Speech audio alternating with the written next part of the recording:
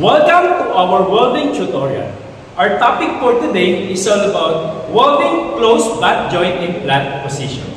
But before that, let's define what is butt joint. Butt joint is one of the most common types of welded joints used metal fabrications. It is formed when two pieces of metal are placed side by side on the same plane and welded along their edges. Description of closed butt joint. In the closed butt joint, the metal edges are closely fitted with little no gap, making it suitable for thin to medium thickness of metal. In addition, a closed butt joint places the workpiece edge to edge without spacing or with a very minimal root opening. This joint is typically used when a full penetration weld is not required. A clean appearance is needed, and lastly, minimal distortion is desired. Okay, class. Now, let's proceed to the OHS, or Occupational Health and Safety Standard.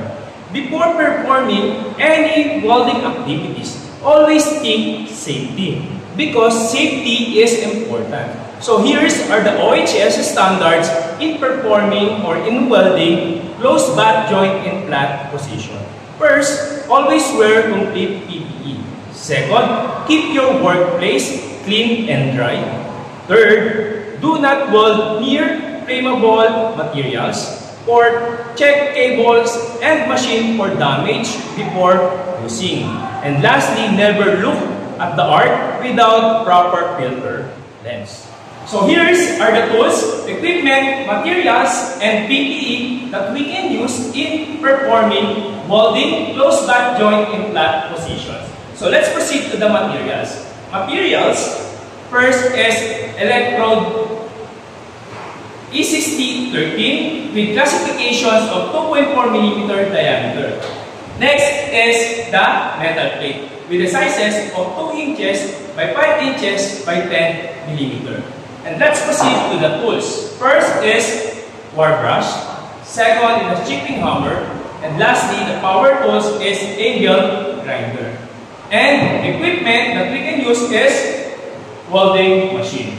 And let's proceed to the personal protective equipment that will protect ourselves while performing welding activity.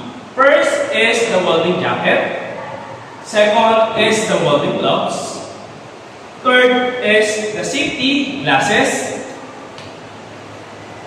Next is the gas mask or face mask. And lastly, to protect our eyes from the arc rays and spotters is welding helmet. So these are the tools, equipment, materials, and so now let's proceed to the demonstrations of welding closed butt joint in flat position. First step, prepare the tools, equipment, materials needed. Step 2, wear protective floating equipment. So nakasuot na sa atin yung PPE na dapat nakasuot. Step 3, prepare the 2 pieces of metal by cleaning the workpiece of being welded. So we can use the steel brush for cleaning the metal of being welded.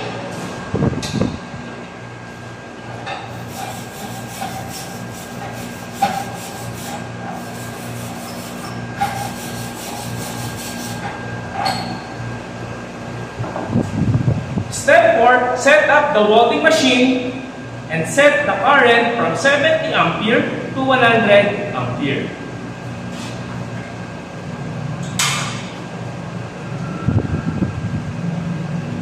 So I will set the current at exactly 84 ampere.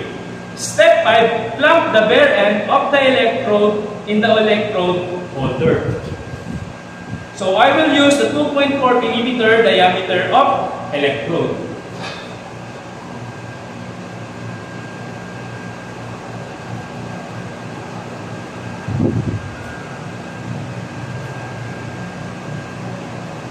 Step 6, strike an arc using tapping method or scratching method.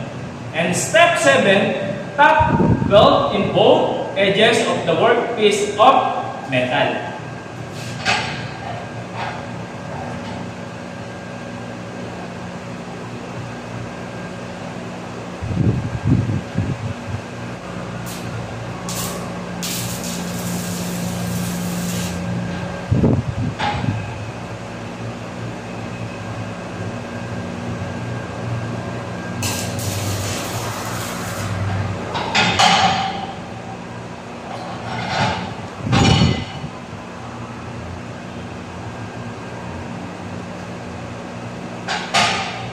Step 8, weld the metal using stringer bit technique until reach the end of the metal.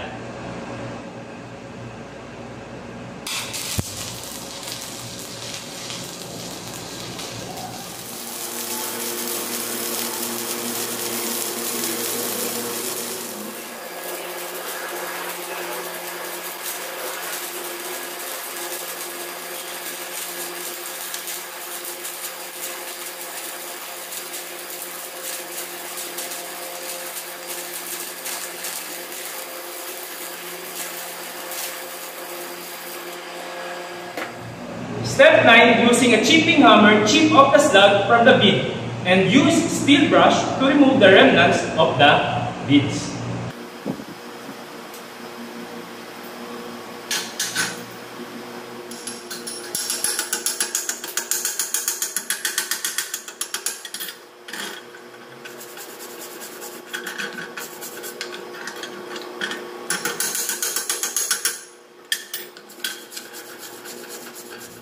Step 10, present the finished workpiece to the welding inspector and to the teacher. So this is the final output of closed butt joint in flat positions. Thank you for watching. Again, I'm Mr. Ronald A. Gonzalez.